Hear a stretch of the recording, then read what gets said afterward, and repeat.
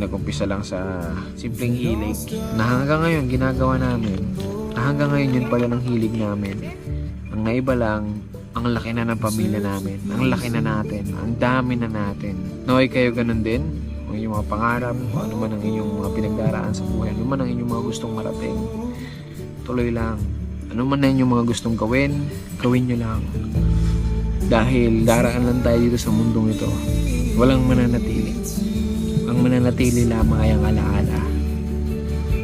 Kaya gawin natin ang lahat ng alaalang makabuluhan, alaalang masaya, alaalang magkakasama, alaalang pwede mong baunin hanggang sa kabilang buhay.